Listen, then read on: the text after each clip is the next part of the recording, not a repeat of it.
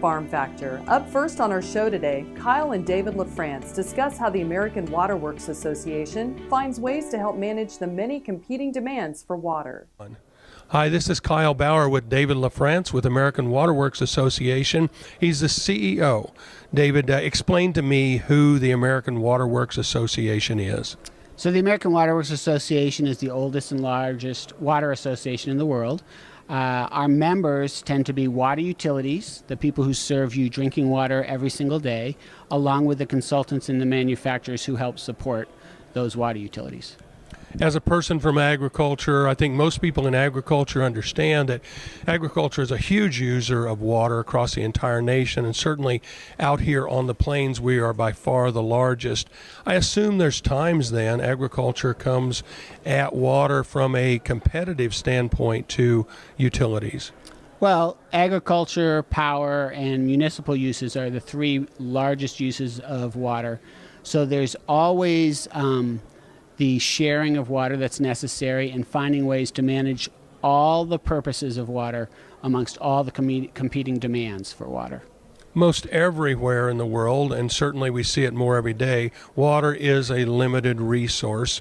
But out here we have first in time, first in right as far as it determines who gets the water. And sometimes that can be a situation that has to be managed by a public water source. So water is a fixed, finite resource. We're not making any more of it.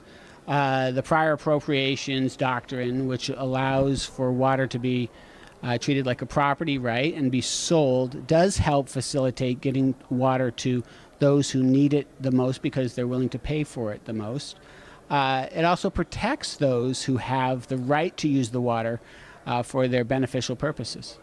But certainly for agriculture then, being a property right, it is actually a valuable resource. It is a valuable resource in both directions. It could be a sold asset, or it could be an asset that is helps protect other assets that a farmer or a rancher may have.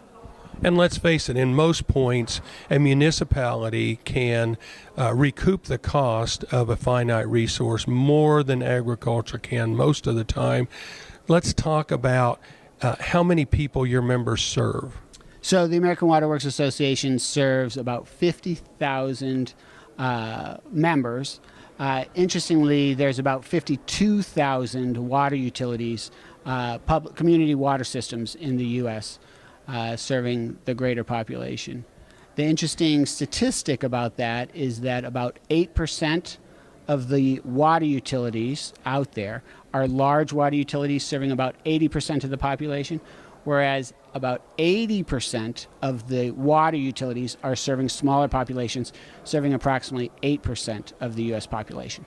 And when you get down to that 8%, I mean, that talks about rural for the most part. Yeah, that would be more of our rural communities in the U.S.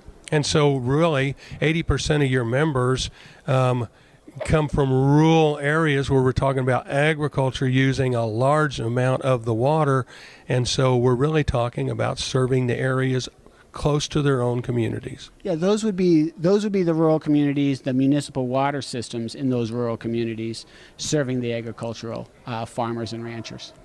We're talking with David LaFrance. He is the CEO of the American Water Works Association. This is Kyle Bauer reporting. Folks, come back after these messages for this week's Kansas Soybean Update.